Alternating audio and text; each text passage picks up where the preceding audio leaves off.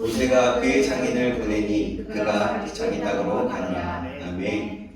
오늘은 이드로의 조언과 모세의 겸손이라는 제목으로 말씀 받겠습니다. 이드로의 조언과 모세의 겸손이라는 제목으로 하나님 말씀 받겠습니다. 반갑습니다. 아멘. 반갑습니다. 안녕하세요. 주님의 이름으로 사랑하고 축복합니다. 주님의 이름으로 감사합니다. 네, 그리고 환영합니다. 여러분, 옆 사람과 인사하니까 환영합니다. 환영합니다. 네, 환영합니다. 네. 정말 여러분 환영하고 주님의 이름으로 사랑하고 축복합니다. 오늘도 주님의 은혜, 우리 정말 이곳에 모인 우리가 정말 풍요로운 시간, 은혜의 시간, 짧은 시간일지라도 정말 마음껏 누리는 시간이 되길 간절히 소망합니다.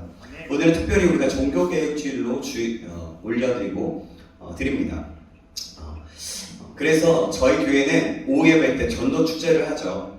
또 한국 교회들은 광화문 일대에서 하나님을 찾고 예배하고 기도함으로써 한국교회의 미래와 대한민국의 악법과 같은 그 재정들을 막기 위해서 또 하나님을 경외하는 나라가 되도록 소망하면서 거룩한 가정, 거룩한 나라라는 주제로 집회를 하게 됩니다. 사실 저도 가서 예배 함께하고 싶지만 그리고 우리 교회도 함께하고 싶지만 전도 축제를 미리 준비하고 있었기에 기도로서 동참하기로 했습니다. 이것에 모인 우리 모두가 우리 복음 축제를 위해서 기도하시고 더 나아가 오늘 있을 광화문 집회를 위해서 또 우리가 전도 집회를 하지만 대한민국과 한국교회와 한국 가정을 위해서 기도하는 매 순간마다 기도하는 우리가 되시길 주님의 이름으로 축원합니다. 그럴 때 또 하나님이 우리 각자에게 임하실 것이고 그곳에서 임하실 것이고 역사하실 것입니다. 오늘 우리는 출애굽기 말씀을 읽었습니다. 출애굽기는요, 이스라엘 백성의 이집트에 탈출한 역사를 보여주고 있어요. 잘 알죠? 한 지도자인 모세를 세우고 이스라엘이 힘들어서 간절히 구하는 모습을 보시고 정말 이제 너무 힘듭니다. 간절함으로 물부짖죠.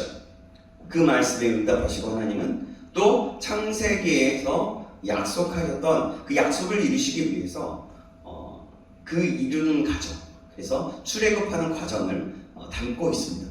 오늘은 출애굽을 하고 난 시점을 지나서 광야로 나와서 모세의 장인인 이드로의 방문을 담고 있는 내용입니다. 그러니까 18절의 말씀이 그건데요. 모세는 하나님의 그 미션을 가지고 이루기 위해서 이스라엘의 출애굽을 이끌었어요. 그죠? 그러기 전에 모세는 광야에서 이미 가정을 이루었었어요. 그렇지만 이 미션을 행하기 위해서 그 가정과 떨어져 지내게 되었던 거죠. 그런 모세는 가족과 상방을 하게 되어서 하나님이 애굽에서 노예되었던 그 이스라엘 백성에게 행하셨던 그 출애굽의 그 놀라운 일들을 장인 이드로에게 나누었어요. 간증합니다.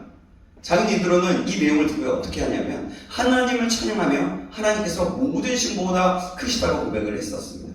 자, 그 장면 오늘 18장 본문 오늘 읽었던 이전에 18장 8절에서 11절에 나오는데요. 제가 읽어드릴게요. 잘 들어보세요. 모세가 여호와께서 이스라엘을 위하여 바로와 애굽 사람에게 행하신 모든 일과 길에서 그들이 당한 모든 고난과 여호와께서 그들을 구원하신 일을 다 장인에게 말하며 이드로가 여호와께서 이스라엘에게 큰 은혜를 베푸사 애굽 사람의 손에서 구원하심을 기뻐하여 이드로가 이르되 여호와를 찬송하리로다. 너희를 애굽 사람의 손에서와 바로의 손에서 건져내시고 백성을 애굽 사람의 손 아래에서 건지셨도다.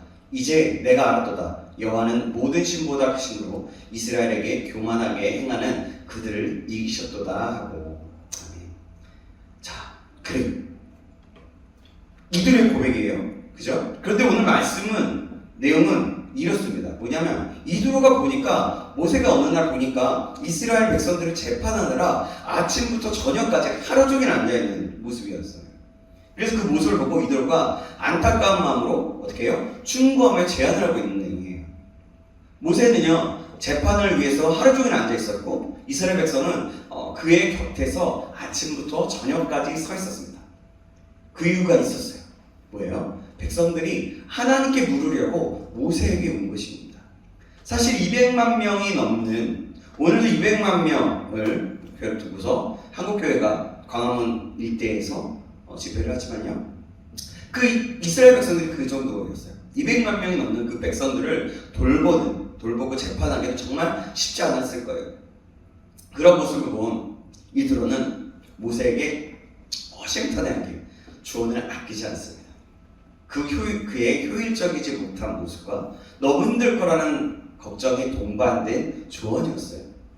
그는 먼저 모세가 하는 일이 너무 힘든 일이고 지혜롭지 못한 일이라고 말합니다. 오늘 보면 17절, 18절 말씀인데요. 제가 17절, 여러분이 18절 읽어주시겠습니다. 제가 읽겠습니다. 먼저 모세의 장인이 그에게 이르되 내가 하는 것이 옳지 못하도다. 너와 함께하는 백성이 필령 기력이 세하리니 이 일이 내게 너무 중하니라. 내가 인정할 수 없으리라.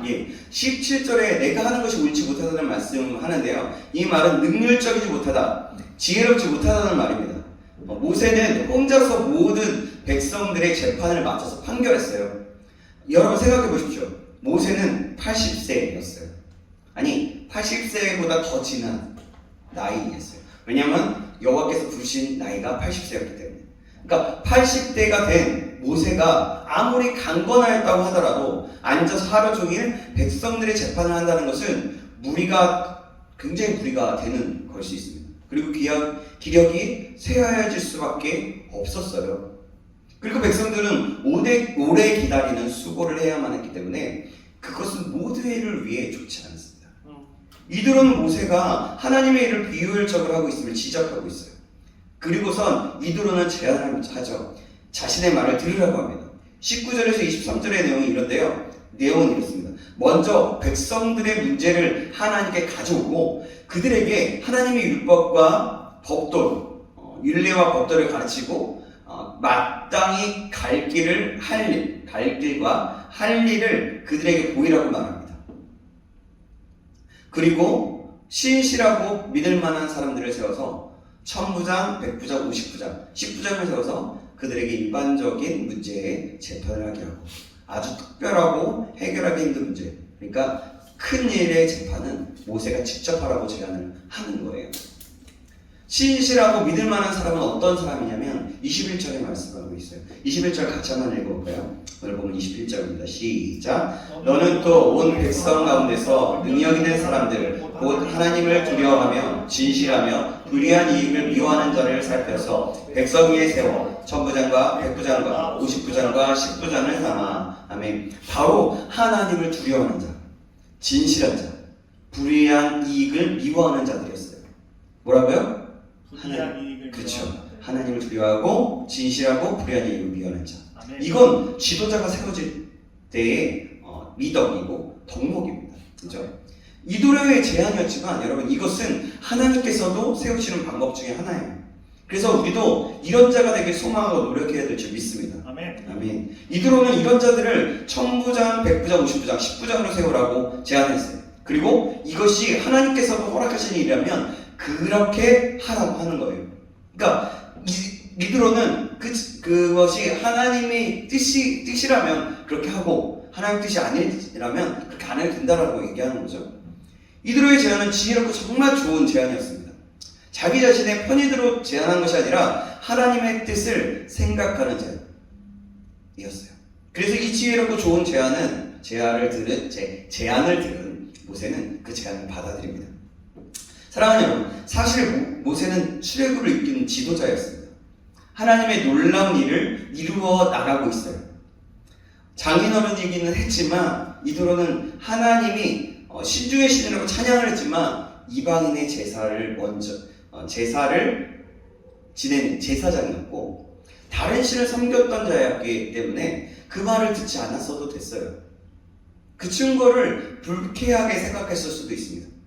그러나 모세는 이도의 제안을요 진지하고 겸손하게 받아들여요. 여기서 우리는 모세의 겸손함을 보게 됩니다. 이 겸손은 우리가 본받아야 할 신앙인의 자세입니다. 사랑하는 여러분, 우리라면 어땠을까요? 저라면 그 제안이 아무리 합리적이고 좋다고 하더라도 은근히 기분이 나빴을 것 같아요. 생각해보세요. 이방인이고 다른 종교를 가진 사람, 그런 사람이 하고 있는 일이 지혜롭지 못하다고 지적하면서 얘기하는 거예요. 어땠을까요? 기분이 나쁠 것 같습니다. 저도 은근히 기분 나빴을 것 같은 거예요. 그래도 자신이 하고 있는 일이 하나님의 뜻이라고 생각했고 열심히 하고 있는데 단호하게 그게 지혜롭지 못하다고 하면서 지적하는 것이 은근히 기분 나빴을 것 같아요.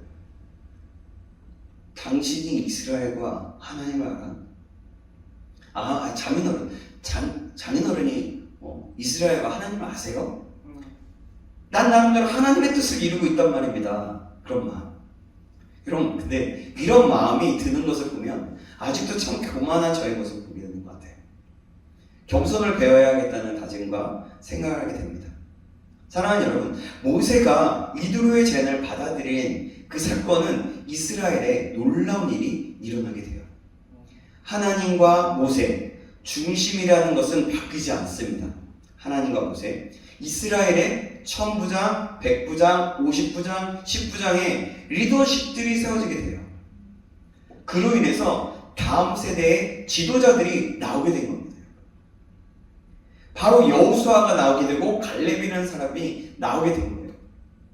그런 놀라운 지도자들이 나온 거죠. 이게 이드로의 제안이었지만 놀랍게 하나님이 새로운 일을 행하시는 시작이 되었던 겁니다. 이렇게 하나님은 선을 이뤄나가셨어요.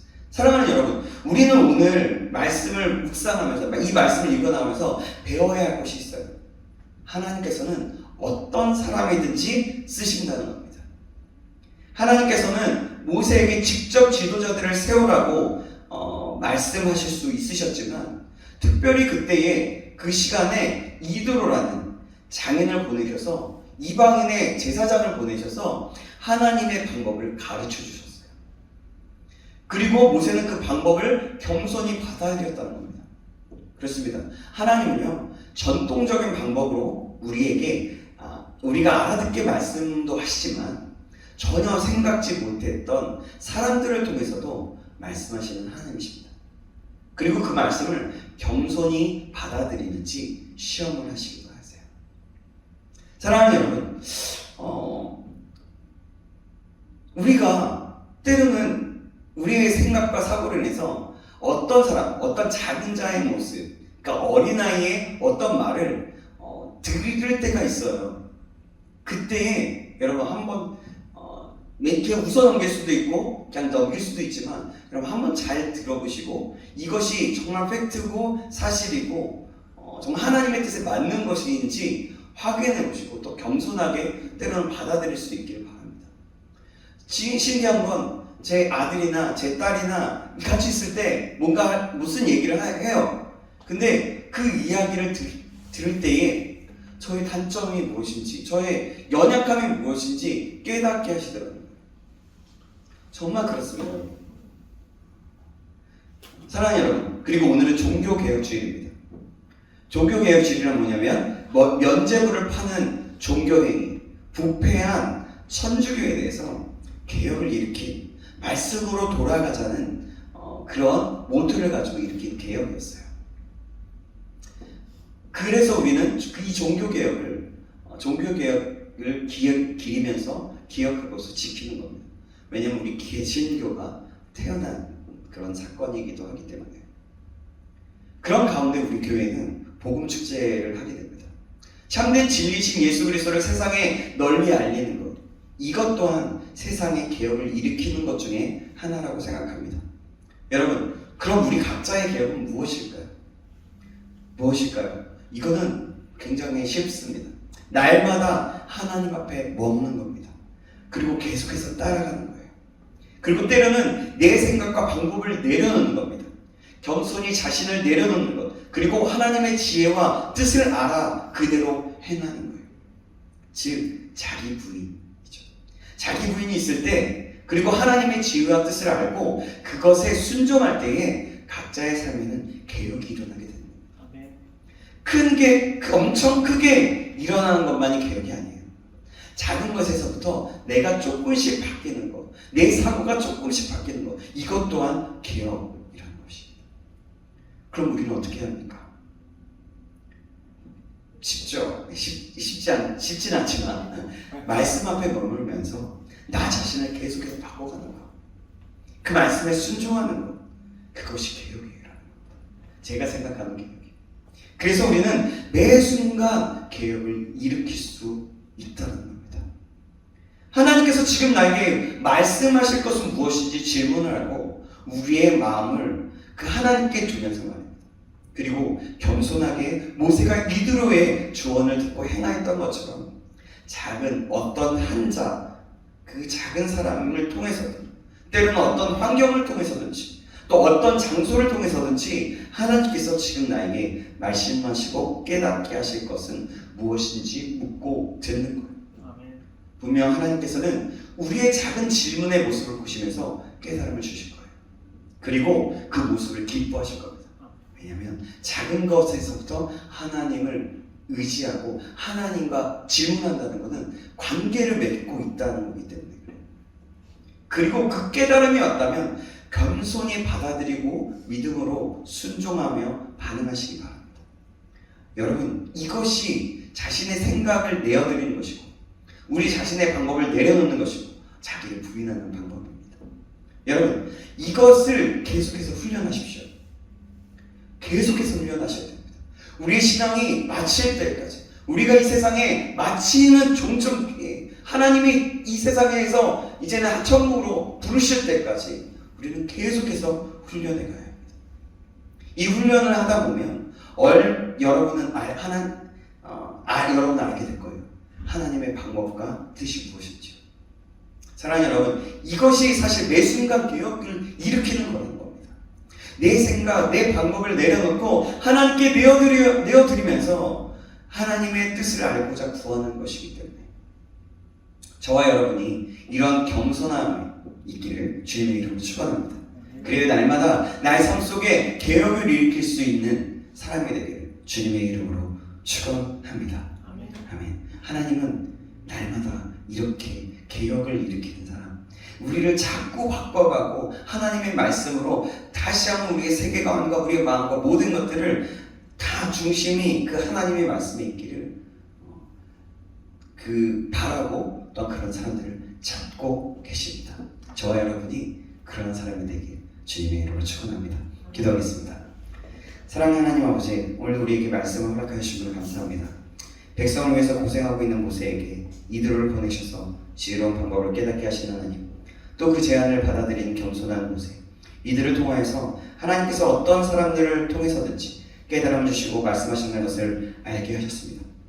오늘도 모든 것을 통해서 깨달음을 주시고 말씀하시는 하나님을 경험할 수 있도록 인도하여 주시옵소서. 오늘뿐만이 아니라 우리의 작은 삶 속에서 그렇게 인도하시는 하나님을 경험하고 그 하나님께 순종하는 우리 모두가 되게 하여 주시옵소서. 작은 삶 속에서 하나님께 날마다 붙는 우리의 그리하여 그것을 깨닫고 순종하는 자 될 수 있도록 인도하여 주시옵소서. 그것이 개혁임을 알고 날마다 나의 삶 속에 또한 개혁을 일으키게 하여 주시옵소서. 살아계신 예수 그리스도의 이름으로 기도합나이다. 아멘.